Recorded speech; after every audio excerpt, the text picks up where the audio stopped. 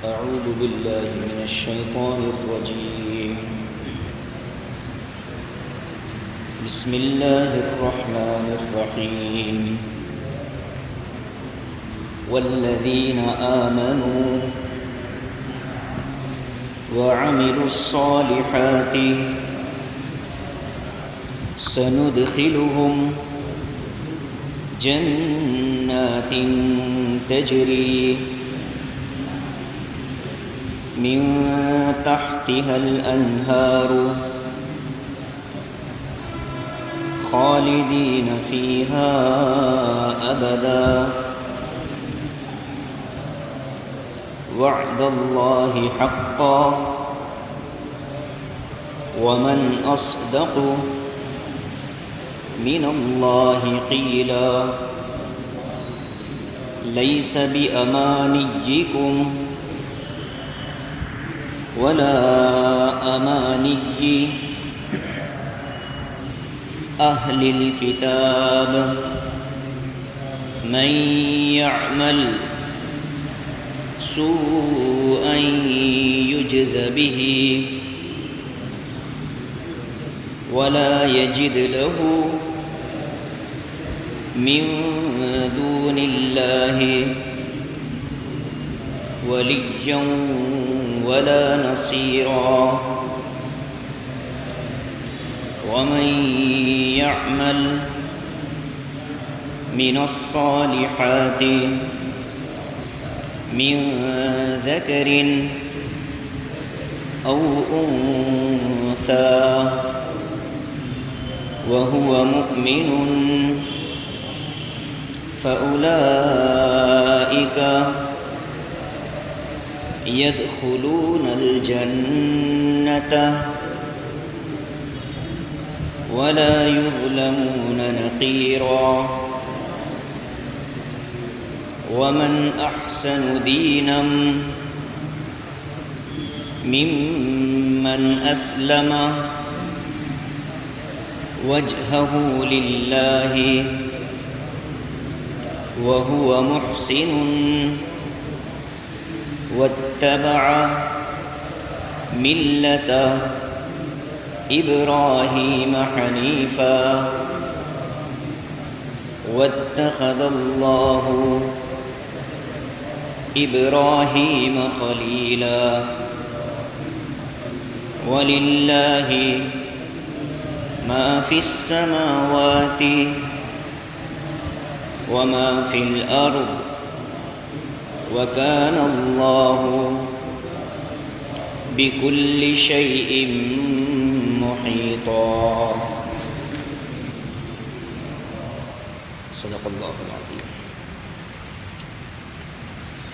دیکھیے ترجمہ. والذین آمنوا وعملوا الصالحات، اور جو لوگ ایمان لائے اور نیک اعمال کیے، سندخلہم جنات، تو ہم ان کو عنقریب ایسے باغوں میں داخل کریں گے، تجری من تحتها الانہار، کہ جس کے نیچے نیچے سے نہریں بہہ رہی ہوں گی، خالدین فیہا ابدا، وہ ان باغات میں ہمیشہ ہمیشہ رہیں گے.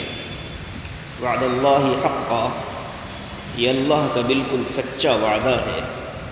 ومن اصدق من اللہ قیلا، اور اللہ تبارک و تعالی سے زیادہ سچی بات کس کی ہو سکتی ہے. لیس بامانیکم، نہ تمہاری امیدیں کام آئیں گی، ولا امانی اہل الکتاب، اور نہ ہی اہل کتاب کی امیدیں کام آئیں گی، آرزوئیں کام آئیں گی. من یعمل سوءا یجز بہ، بلکہ جو بھی برا عمل کرے گا اس کو اس کا بدلہ دیا جائے گا۔ ولا یجد لہ من دون اللہ، اور اس کے لیے اللہ کے مقابلے میں ولیًا ولا نصیرا، نہ ہی کوئی دوست اور نہ ہی کوئی مددگار ملے گا۔ ومن یعمل من الصالحات، اور جو نیک اعمال کرتے ہیں، من ذکر او انثی، مردوں میں سے ہوں یا عورتوں میں سے، وہو مؤمن، اس شرط کے ساتھ کہ وہ ایمان والے ہوں، فاولئک، تو یہ وہ لوگ ہیں، یدخلون الجنۃ، کہ وہ جنت میں داخل ہوں گے، ولا یظلمون نقیرا، اور ان پر تل برابر بھی ظلم نہیں کیا جائے گا، اور ان پر تل برابر بھی ان کے ساتھ ناانصافی نہیں ہوگی۔ ومن احسن دینا ممن اسلم، اور اس شخص سے زیادہ بہتر دین کس کا ہو سکتا ہے کہ جو اپنے آپ کو اللہ کے سپرد کر دے، اللہ کے آگے اپنے آپ کو جھکا دے۔ ممن اسلم وجہہ للہ وہو محسن، اور وہ اپنے عمل میں اخلاص والا ہو۔ واتبع ملت ابراہیم حنیفہ، اور اس نے حضرت ابراہیم کی پیروی کی ہو، ابراہیم کے طریقے کی پیروی کی ہو، حنیفاً، جو کہ اخلاص کے ساتھ اللہ کی عبادت کرتے تھے۔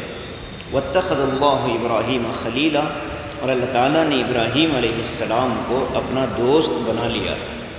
وَلِلَّهِ مَا فِي السَّمَاوَاتِ وَمَا فِي الْأَرْضِ، اور اللہ ہی کی ملکیت ہے جو کچھ آسمانوں میں ہے اور جو کچھ زمین میں ہے۔ وَكَانَ اللَّهُ بِكُلِّ شَيْءٍ مُحِيطًا، اور اللہ تبارک و تعالی ہر چیز کو گھیرے ہوئے ہے، ہر چیز کا احاطہ کیے ہوئے۔ یہ 4 آیتیں ہیں۔ ان آیتوں کا تعلق گزشتہ آیتوں سے اس طرح ہے کہ گزشتہ درس میں ہم نے شرک اور شیطان کے طریقے، شیطان کے گمراہ کرنے کے طریقے، شیطان کے بھٹکانے کے راستے، امیدیں دلا کر، آرزوئیں جگا کر اللہ کی نافرمانی کروانے کی جو شیطان کی چالیں تھیں، ان کا ہم نے بیان پڑھا تھا، ذکر سنا تھا۔ اس کے بعد پھر اللہ نے ایک فیصلہ کن بات فرمائی کہ شیطان کی پیروی اور شیطان کی اتباع کرنے والوں کا ٹھکانہ کیا ہو۔ وہ ایسی جہنم میں ہوں گے کہ اس سے نکلنے کی کوئی ہلکی سی جگہ بھی نہیں پائیں گے۔ اب قرآن کا نظام اور معمول کیا ہے؟ قرآن جب کبھی بھی کسی غلط عقیدے والے کو یا کفر اور شرک کا بیان کرتا ہے یا کافروں کی سزا اور عذاب کو ذکر کرتا ہے تو فوراً ایمان والوں کی جزا اور ان کے ثواب کا بیان کرتا ہے، تاکہ یہ جو خوف کی کیفیت طاری ہوتی ہے کفر کی وجہ سے، اہل جنت کا تذکرہ اور اہل ایمان کا تذکرہ سن کر کے لوگوں کے دل میں جنت میں جانے کی آرزو پیدا ہو جائے۔ اور قرآن آیا ہی اس لیے ہے کہ وہ لوگوں کو جہنم کے راستے سے بچا کر اور ہٹا کر کے جنت کے راستے پر ڈال دے، گمراہی سے نکال کر ہدایت کی طرف لے آئے۔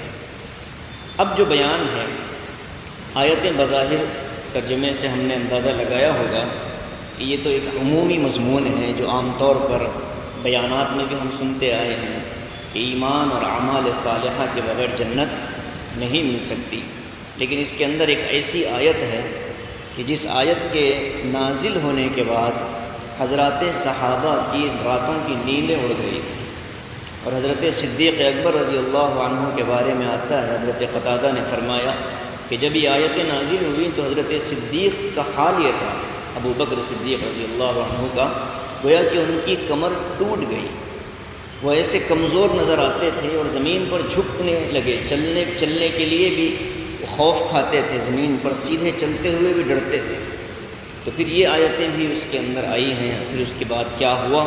تو بظاہر مضمون کے اعتبار سے ترجمہ پڑھ کر کے ہمیں ایسا لگتا ہے کہ اس میں کوئی خاص بات نہیں ہوگی، لیکن اس کی گہرائی میں جب ہم جائیں گے تو ہمیں بھی اندازہ ہوگا کہ ہمارا پروردگار کتنا کریم ہے اور کتنا رحیم ہے، اور اصول کے اعتبار سے اللہ کتنے سخت ہے، اصول کے اعتبار سے شریعت کا قانون کتنا صاف ہے۔ فرماتے ہیں والذین آمنوا وعملوا الصالحات، جو لوگ ایمان والے ہیں اور نیک کام کرتے ہیں۔ ایمان کہتے ہیں اللہ کی ذات و صفات کو ماننا دل سے، اقرار کرنا زبان سے، اور اس کے احکام پر عمل کرنا اپنے جسم کے اعضاء سے۔ تو یہ ہے ایمان، ماننا ہے دل سے، اقرار کرنا ہے زبان سے، اور اس اقرار کا اظہار کرنا ہے اعضاء اور جوارح سے۔ یہ ایمان ہے۔ اعمال صالحہ کیا ہے؟ علماء فرماتے ہیں ہر وہ عمل جو اللہ اور اس کے رسول کے بتائے ہوئے طریقے کے مطابق ہو اور اخلاص کے ساتھ ہو، یہ اعمال صالحہ۔ ہر نیک عمل کو عمل صالح نہیں کہیں گے جب تک اس کے اندر دل کا اخلاص نہ پایا جائے۔ ہر نمازی مخلص نہیں ہوتا اور ہر مخلص نمازی نہیں ہوتا، تو جو مخلص نمازی ہوتا ہے وہ عمل صالح کرنے والا ہوتا ہے۔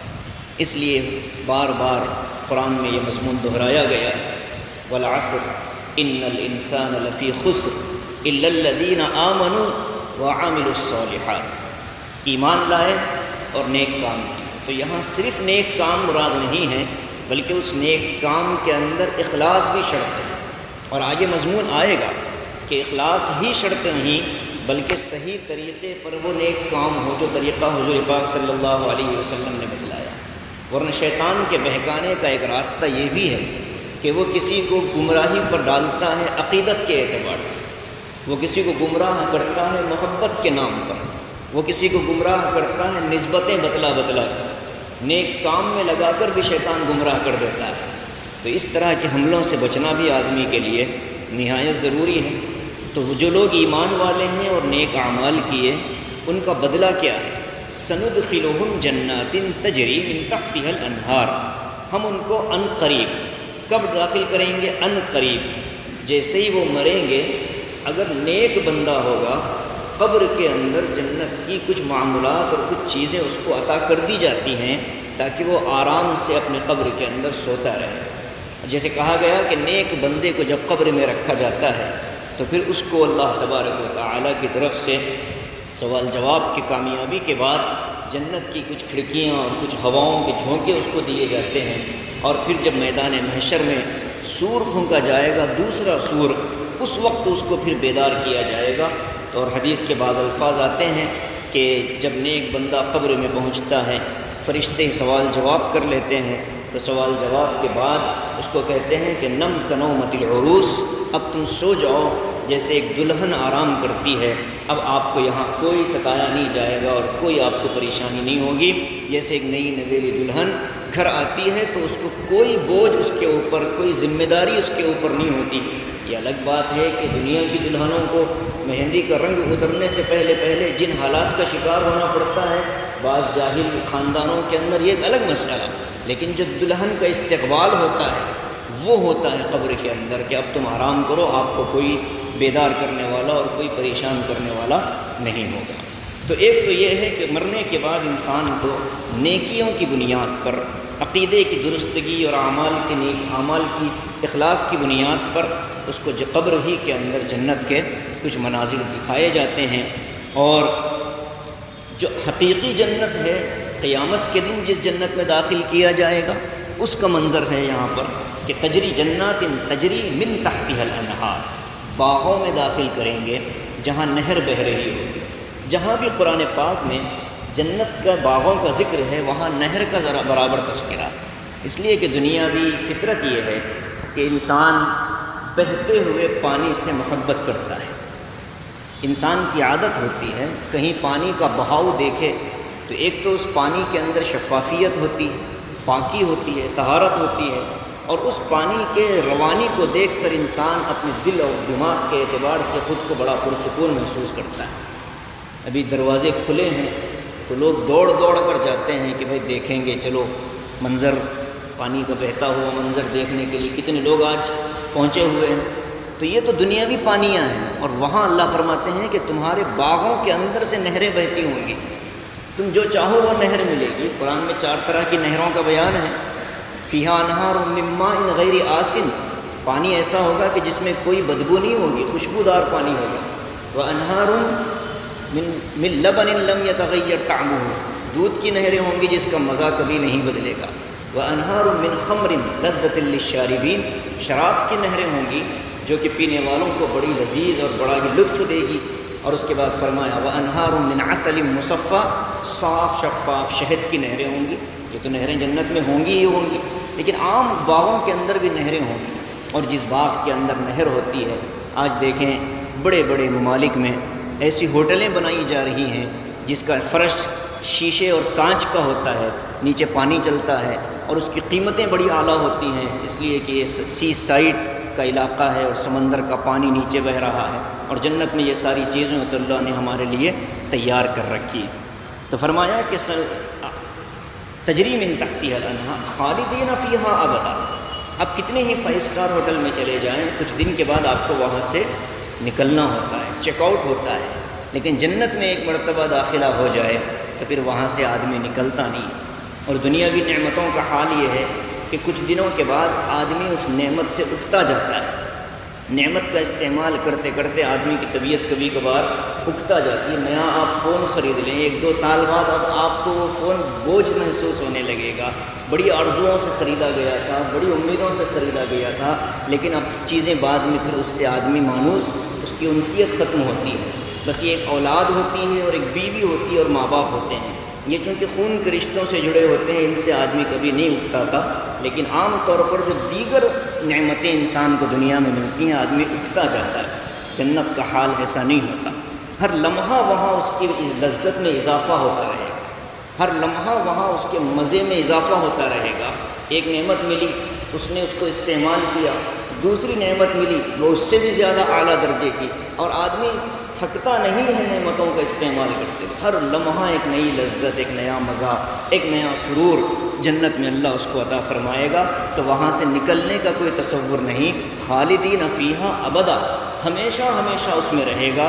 وعد اللہ حقا، یہ کسی مولوی کا فتویٰ نہیں ہے، یہ کسی کتاب کی لکھی ہوئی بات نہیں ہے، بلکہ یہ اللہ کا وعدہ ہے اور بالکل سچا وعدہ ہے۔ ومن اصدق من اللہ قیلا، اللہ سے زیادہ سچ کون بولتا ہے؟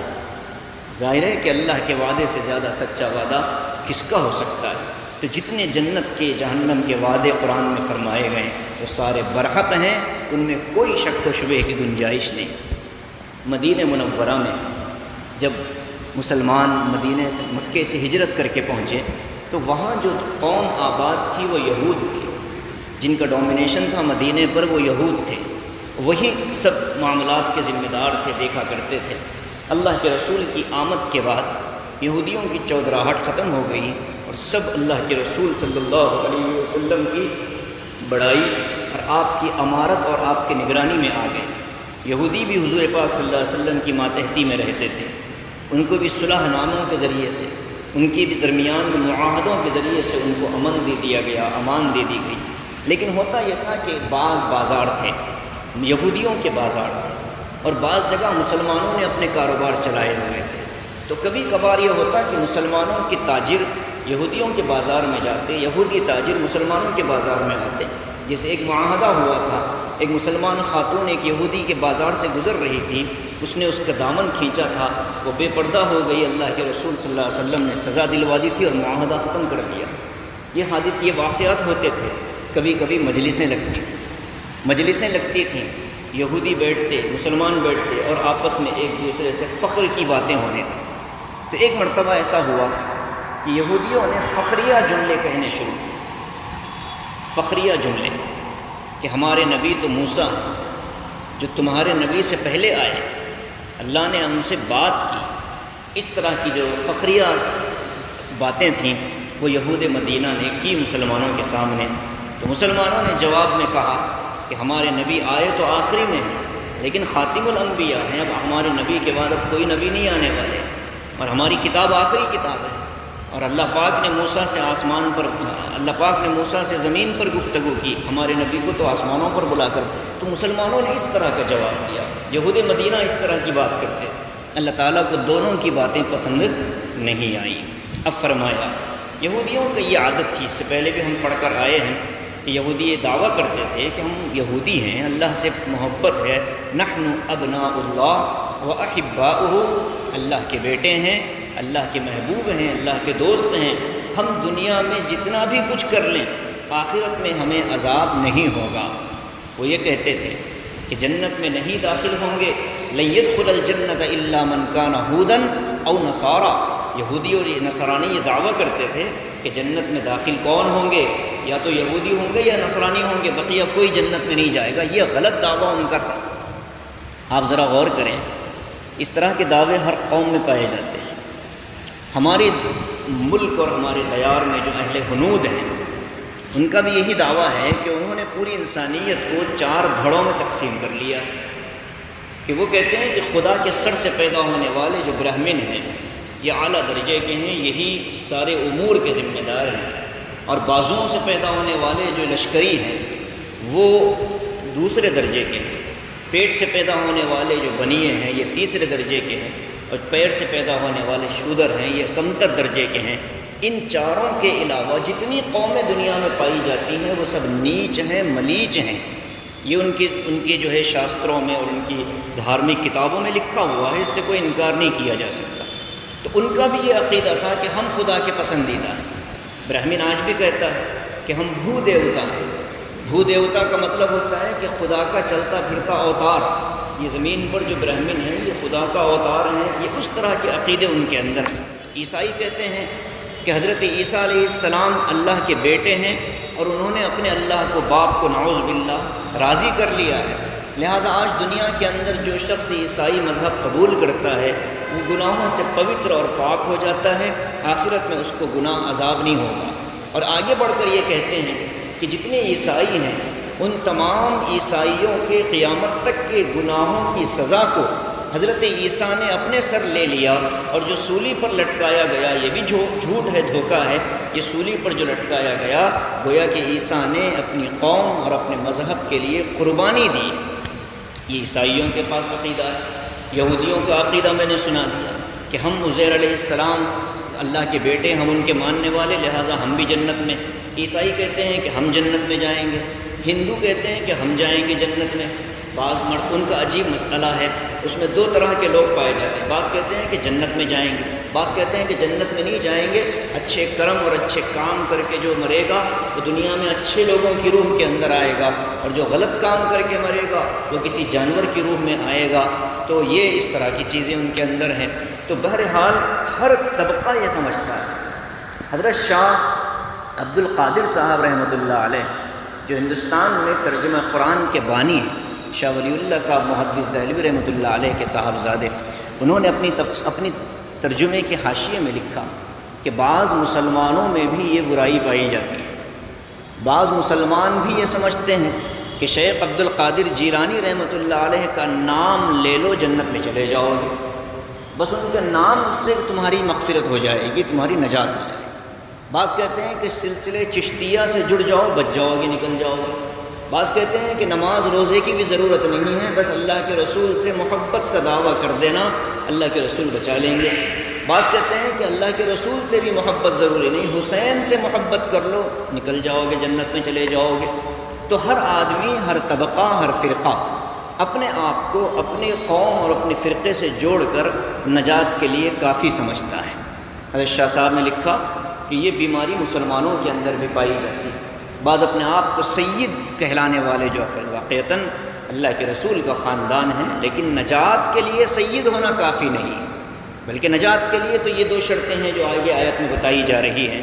یہ تمام چیزیں اس لیے عرض کی گئیں کہ آگے قرآن کہتا ہے لیس بامانیکم، پہلا مخاطب ہم ہیں، پہلا ایڈریس ہم سے ہو رہا ہے۔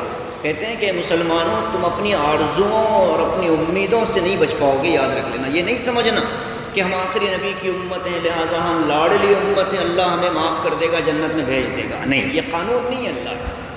یہ فرماتے ہیں لیس بامانیکم، تمہاری امیدوں اور تمہاری آرزوؤں سے اللہ تعالیٰ کام نجات نہیں دے گا، ولا امانی اہل الکتاب، اور کہتے ہیں کہ اور نہ ہی اہل کتاب کی آرزوؤں سے کوئی کام بنے گا۔ جیسا کہ مدینے میں بات ہوئی، فرماتے ہیں قانون کیا ہے، من یعمل سوءا یجز بہ، جو آدمی ذرا بھی برائی کرے گا، ایک ہے لفظ سوء، ایک ہے لفظ خطیئہ۔ خطیئہ کہتے ہیں بڑی برائی کو، اور سوء کہتے ہیں چھوٹی برائی کو۔ تو کہتے ہیں کہ من یعمل سوءا یجز بہ، جو آدمی کچھ بھی برائی کرے گا اس کو اس کا برابر بدلہ دیا جائے گا۔ وَلَا يَجِدْ لَهُ مِن دُونِ اللَّهِ وَلِيًّا وَلَا نَصِيرًا، اور کوئی اللہ کے مقابلے میں اس کو بچانے والا اور اس کا مددگار دوست نہیں ہوگا۔ جب یہ آیت نازل ہوئی حضرات صحابہ پریشان تھے کہ اے اللہ کے رسول، ہم میں کون ہے جو چھوٹی برائی نہ کرے؟ انسان ہے، ہو جاتی ہے، غلطیاں ہو جاتی ہیں، کبھی خلاف اولا کوئی کام ہو جاتا ہے ہم سے، تو کیا ہم سب کو عذاب دیا جائے گا؟ آقا علیہ الصلاۃ والسلام نے فرمایا کہ دیکھو اللہ کے عذاب دینے کے دو طریقے ہیں۔ ایک طریقہ تو یہ ہے کہ چھوٹی چھوٹی برائیوں کو دنیا میں چھوٹی چھوٹی مصیبتوں کی شکل میں اللہ لوٹا دیتے ہیں، آدمی صبر کرتا ہے، وہ گناہ بھی معاف اور اس مصیبت پر صبر کی وجہ سے اس کو نیکی مل جاتی ہے۔ جیسے ابو داؤد شریف کی روایت ہے، امی عائشہ رضی اللہ عنہا فرماتی ہیں کہ نبی کریم صلی اللہ علیہ وسلم نے فرمایا مومن کو کانٹا چبھتا ہے تو یہ بھی کسی نہ کسی گناہ کا کفارہ ہوتا ہے۔ من یعمل سوءا یجز بہ، جو کوئی گناہ کا کام کرے گا، چھوٹا گناہ، اس کو بدلہ دے دیا جائے گا۔ حضرت شاہ ولی اللہ صاحب محدث دہلوی رحمۃ اللہ علیہ نے بڑا عجیب فلسفہ لکھا ہے۔ حضرت نے فرمایا کہ دیکھو دنیا میں اللہ کا قانون اسباب کو رکھتے ہوئے عذاب دینے کا بھی ہے، یعنی دنیا کی چیزوں میں آدمی کو رکھے گا، مالدار کو اس کی مالداری میں رکھ کر اللہ عذاب دے دیتا ہے، کبھی بیماری کی شکل میں، کبھی مقدمات کی شکل میں، کبھی ذہنی الجھنوں کی شکل میں، کبھی پریشانیوں کی شکل میں، کبھی کسی اور شکل میں، اسباب میں رکھتے ہوئے اللہ عذاب دے دیتا ہے مالداروں کو یا دنیا والوں کو۔ اور دوسرا اللہ کا جو عذاب ہے جو کافروں اور مشرکوں کے لیے ہے، وہ اسباب کو ہٹا کر کے اللہ عذاب دے گا، اور جو آخرت کے اندر۔ تو دنیا کے اندر جو بھی مصیبتیں آتی ہیں، کبھی کبھی تو یہ مصیبتیں انسان کے کسی گناہ کے کفارے کے طور پر آتی ہیں، گناہ کا کفارہ ہو جاتا ہے، آدمی مصیبت میں ہے، بخار آیا، ترمذی شریف کی حدیث ہے کہ ایک رات آدمی بخار کے عالم میں گزار دے، اس کے صغیرہ گناہ معاف ہو جاتے ہیں، لیکن وہ صبر کرے گا تب معاف ہوں گے، ہائے وائے کرے گا تو نہیں معاف ہوں گے، الٹا مصیبت میں پڑ جائے گا۔ الصبر عند الصدمۃ الاولی، مصیبت میں صبر کرنے سے آدمی کو درجات بھی بلند ہوتے ہیں اور آدمی کے مقامات بلند ہوتے ہیں۔ تین وجہ سے آتی ہیں مصیبتیں، یا تو یہ ہے کہ گناہ معاف ہوتے ہیں، یا یہ ہے کہ اللہ تعالیٰ اس سے بڑی کوئی مصیبت آنی ہوتی ہے تو اس بڑی مصیبت کے بدلے میں چھوٹی مصیبت پر بات نکال دیتے ہیں۔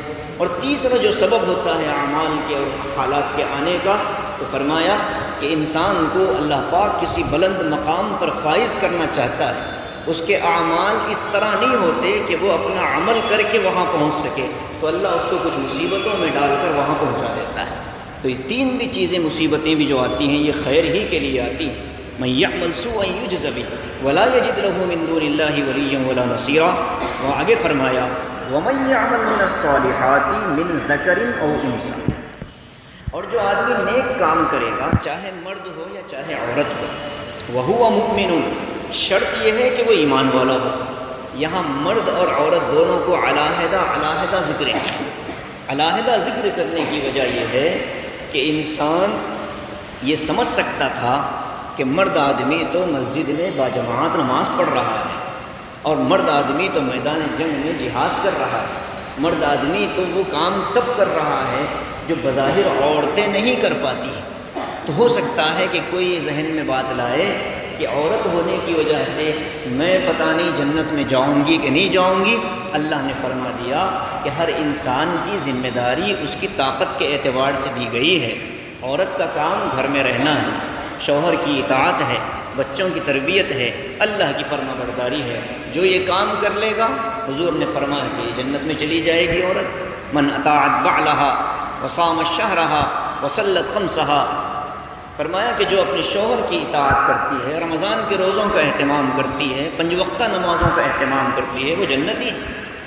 تو علیحدہ ذکر کر کے عورت کو بھی اطمینان دلا دیا گیا کہ تم بھی نیک اعمال کر کے جنت میں بڑے بلند مقام پا سکتی ہو۔ وَهُوَ مُؤْمِنٌ، شرط ہے پہلی ایمان والے ہو۔ گڑبڑ ہوتی ہے، ایمان والے ہو، صرف ایمان والا ہے، نیک اعمال نہیں ہیں، انجام کے اعتبار سے تو جنت میں جائے گا، لیکن اعمال کی کوتاہی کی سزا پانے کے بعد جائے گا، اعمال کی کوتاہی کی سزا پانے کے بعد جنت میں۔ اور جو نیک کام بھی ہے اور ایمان بھی ہے تو اس کو فوراً جنت میں داخل کیا جائے. یہ فرق ہے. یہ جو کہا جاتا ہے کہ اگر تھوڑا سا ایمان بھی دنیا سے بچا کر لے جاؤ اللہ اس دنیا سے 10 گنا بڑی یا جتنے چاہے گنا بڑی جنت دے دے گا. یہ کب ہے؟ انجام کے اعتبار سے. مرتے ہی نہیں بھیجا جائے گا. وہاں نمازوں کے چھوڑنے کی بھی سزا بھگتنی پڑے گی، سود کھانے کی بھی سزا بھگتنی پڑے گی، حرام کاری کی سزا بھگتنی پڑے گی، لوگوں کو دھوکہ دینے کی سزا بھگتنی پڑے گی. ان تمام سزاؤں کے بھگتنے کے بعد محض ایمان کے باقی رہنے کی وجہ سے اللہ تبارک و تعالیٰ کہتے ہیں کہ ٹھیک ہے سزا تو بھگت لی ہے، اب اسے لے جا کر جنت میں داخل کرو. تو فرمایا کہ جو نیک کام کرے گا اور اعمال اور ایمان والا ہوگا فَأُولَئِكَ يَدْخُلُونَ الْجَنَّةَ. یہاں رک کر یہ دیکھیں، اوپر فرمایا سَنُدْخِلُهُمْ جَنَّاتٍ، ہم عنقریب جنت میں داخل کریں گے، اور یہاں فرمایا يَدْخُلُونَ الْجَنَّةَ، وہ جنت میں داخل ہو جائیں گے. دونوں آیتیں اگرچہ کہ ایک ہی طرح کی ہیں لیکن اللہ فرماتا ہے کہ دیکھو جنت میں داخلہ یہ بھی ہماری مرضی سے ہوگا. تم یہ بھی نہیں سمجھ سکتے کہ میں نے نیک اعمال کر لیا، میں ایمان والا ہوں، جنت میرا حق ہے. نہیں ہو سکتا، اس لیے کہ اللہ کی مرضی ہوگی. نیک اعمال اور ایمان کے بعد اخلاص کو جانچا جائے گا. اخلاص کے ساتھ اگر نیک عمل ہے تب پھر تم جنت میں داخل ہو سکتے ہو. اور یہ بھی سن لینا کسی کے ساتھ کوئی ناانصافی نہیں ہوگی، کسی کی حق تلفی نہیں ہوگی. فَأُولَئِكَ يَدْخُلُونَ الْجَنَّةَ وَلَا يُظْلَمُونَ نَقِيرًا. تل کا جو دانہ ہوتا ہے، سب نے یہی ترجمہ کیا، حضرت شیخ الہند نے بھی یہی ترجمہ کیا کہ جو تل کا دانہ ہوتا ہے اس تل کے دانے کے برابر بھی کسی انسان پر ظلم نہیں ہوگا. آگے فرماتے ہیں یہی مضمون اور یہی معیار کو دوبارہ فرمایا گیا وَمَنْ أَحْسَنُ دِينًا مِمَّنْ أَسْلَمَ وَجْهَهُ لِلَّهِ. اب اللہ معیار بتاتے ہیں، پیرامیٹر کیا ہے. فرماتے ہیں کہ جو آدمی اللہ کے لیے اپنے آپ کو جھکا دے، ممن اسلم وجہہ للہ، اپنی پیشانی اللہ کے آگے جھکا دے، گویا کہ وہ سپرد کر دے، سرنڈر کر دے اپنے آپ کو اللہ کے، نا انصافی نافرمانی نہ کرے. وَهُوَ مُحْسِنٌ. اب یہاں دوسری شرط ہے کہ وہ اپنے اس عمل میں دل کے اعتبار سے مخلص ہو. تیسری بات وَاتَّبَعَ مِلَّةَ إِبْرَاهِيمَ حَنِيفًا، اپنی منمانی کوئی عمل نہ کرے بلکہ حضرت ابراہیم کی جو سنت اور جو ملت تھی اس کی اتباع کرے. اور حضرت ابراہیم کی سنت اور ملت کیا تھی؟ حنیفہ. حضرت ابراہیم حنیف تھے. حنیف کا مطلب آتا ہے ہر طرف سے، ہر جگہ سے یکسو ہو کر اللہ کی عبادت کرنا. دوسرا ترجمہ حنیف کا لکھا گیا ہے دنیا کی تمام مخلوقات اور چیزوں سے بے نیاز ہو کر اللہ کے محتاج ہو جانا. یہ ہے اصل اللہ کے دربار میں کامیابی کا زینہ. حضرت ابراہیم کو جب آگ میں ڈالا گیا تو ابراہیم علیہ السلام کو آزمائش کے لیے 2 فرشتے بھیجے گئے. ان 2 فرشتوں نے آ کر کہا کہ کیا کہتے ہیں بچا لیں آپ کو. تو حضرت ابراہیم نے کہا کہ میں تم سے بھی مدد نہیں لینا چاہتا، جس اللہ نے مجھے کام پر لگایا ہے اسی سے میں مدد مانگتا ہوں، مجھے تمہاری ضرورت نہیں. یہ ایک آزمائش تھی حضرت ابراہیم کے لیے. حضرت ابراہیم اس میں مضبوط جمے اور لوگوں کی اور فرشتوں کی وہ مدد لینے کو بھی راضی نہیں ہوئے. اللہ نے وہ کیا دیا نتیجہ اور انعام سے کیا نوازا. وَاتَّخَذَ اللَّهُ إِبْرَاهِيمَ خَلِيلًا، اللہ تعالیٰ نے ابراہیم کو اپنا دوست بنا لیا. کہتے ہیں کہ خلیل اللہ، ابراہیم خلیل اللہ، اسی لیے کہا جاتا ہے کہ حضرت ابراہیم کو اللہ نے خود اپنا خلیل بنایا. خلیل کہتے ہیں جگری دوست، جس کی ضرورتیں، جس کی حاجتیں مانگنے سے پہلے دوست پورا کر دیتا ہے، یہ ہے خلت اور یہ ہے خلیل. اسی لیے حضرت نبی پاک صلی اللہ علیہ وسلم نے صدیق اکبر رضی اللہ عنہ کے بارے میں فرمایا لو کنت متخذا خلیلا لاتخذت ابا بکر خلیلا، اگر میں کسی کو اپنا جگری دوست بناتا اللہ کو چھوڑ کر، اللہ کے علاوہ، تو میں ابو بکر کو اپنا جگری دوست بناتا. لیکن چونکہ میں نے اللہ سے دوستی کر لی ہے، مخلوق میں نے کسی کو اپنا جگری دوست نہیں بنایا.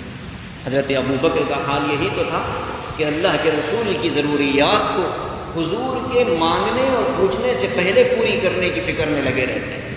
اسی لیے حضور نے یہ جملہ ارشاد فرمایا. تو 2 باتیں اس آیت میں ہیں. پہلی تو یہ ہے کہ اطاعت ہو اللہ کی، دوسری ہے اتباع ہو شریعت کی۔ ملت ابراہیم اسلام ہی کو کہتے ہیں۔ یہ جو ہماری ملت ہے، ہمارا دین ہے، یہ دین ابراہیمی ہے۔ اس میں بعض چیزیں حضرت ابراہیم علیہ السلام کی دین کی باقی رکھی گئی۔ ختنہ کرنا یہ ابراہیم علیہ السلام کی سنت ہے، ناخن کا کاٹنا ابراہیم علیہ السلام کی سنت ہے، انسان کے جسم کے غیر ضروری بالوں کا صاف کرنا حضرت ابراہیم علیہ السلام کی سنت ہے۔ اللہ تعالیٰ نے برقرار رکھا ہے اس امت کے اندر۔ اور عبادت اور توحید حضرت ابراہیم کی کتنی مضبوط تھی یہ تو سب جانتے ہیں، قرآن بار بار اس طرح کے واقعات سناتا ہے۔ تو ابراہیم علیہ السلام کا دین، یہ ملت ابراہیم کو اس لیے ذکر کیا گیا کہ یہودی بھی دعویٰ کرتے تھے کہ ہم ابراہیم علیہ السلام کی سنت پر ہیں، مشرک بھی دعویٰ کرتے تھے کہ ہم ابراہیم علیہ السلام کے طریقے پر ہیں۔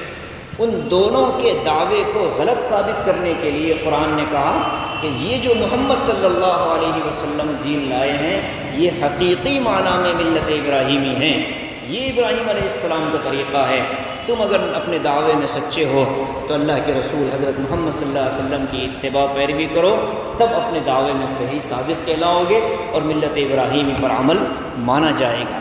تو یہ آیتیں جو ہیں ہمیں بھی پیغام دیتی ہیں کہ ہم اپنی زندگیوں میں دیکھیں ہماری ایمان کا کیا حال ہے، عملی طور پر کتنے کمزور ہیں، عقیدے کے طور پر کتنے کمزور ہیں۔ اگر عمل کر بھی رہے ہیں تو دل میں اخلاص کتنا ہے۔ بس یہ دو چیزیں اگر ہم نے پیدا کر لی، عمل کو اخلاص کے ساتھ جوڑ دیا تو کامیابی یقینی ہے، عمل کو اخلاص سے خالی کر دیا تو پھر ناکامی یقینی ہے۔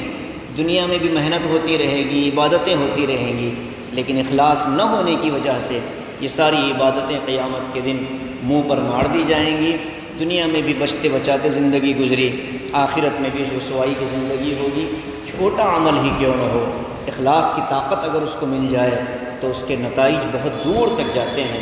اس لیے چاہے ہم 1 روپیہ صدقہ کریں، چاہے ہم 2 رکعت نفل پڑھیں، چاہے ہم کسی کی مدد کر دیں، چاہے ہم اپنے گھر والوں کو اچھا کھلا دیں، ان سب کے پیچھے ہمارا دل جانچ لینا چاہیے کہ اس میں اخلاص ہے یا ریاکاری ہے۔ اگر ریاکاری ہے تو رک جائیں، اخلاص ہے آگے بڑھ جائیں اور اللہ سے اخلاص کی دعا بھی مانگتے رہیں۔ کیوں؟ اس لیے کہ وَلِلَّهِ مَا فِي السَّمَاوَاتِ وَمَا فِي الْأَرْضِ، دنیا میں جو کچھ بھی ہے، آسمانوں میں جو کچھ بھی ہے، زمین میں جو کچھ بھی ہے، اللہ کی ملکیت ہے۔ وَكَانَ اللَّهُ بِكُلِّ شَيْءٍ مُحِيطًا، اور اللہ تبارک و تعالی ہر چیز کو گھیرے ہوئے ہے۔ وہ خوب جانتے ہیں کہ یہ عمل اخلاص کے ساتھ ہو رہا ہے یا یہ عمل ریاکاری کے ساتھ ہو رہا ہے۔ اللہ چونکہ احاطہ کیے ہوئے ہے ہمارے دلوں کا بھی، ہمارے افکار کا بھی، ہماری سوچ کا بھی اور ہماری نیتوں کا بھی، اللہ کو حاضر ناظر ہمیشہ ہم کو رکھنا ہے اور پھر اخلاص کو زندگی میں لانا ہے۔ انشاءاللہ اللہ پاک چھوٹا عمل اخلاص کے ساتھ ہوگا قبول فرما لے گا، اور اگر ایک بھی عمل پوری زندگی میں اخلاص کے ساتھ ہو گیا، اللہ ذریعہ اور سبب بنا کر ہم کو تمام دوسرے اعمال سے بے نیاز کر دے گا، اور وہی عمل ہماری نجات کی اور کامیابی کا ذریعہ بنے گا۔ اللہ تبارک و تعالی ہمیں اپنے اعمال کو سدھارنے اور شریعت محمدی کی روشنی میں ادا کرنے اور اخلاص کے ساتھ پورا کرنے کی توفیق نصیب فرمائیں، آمین۔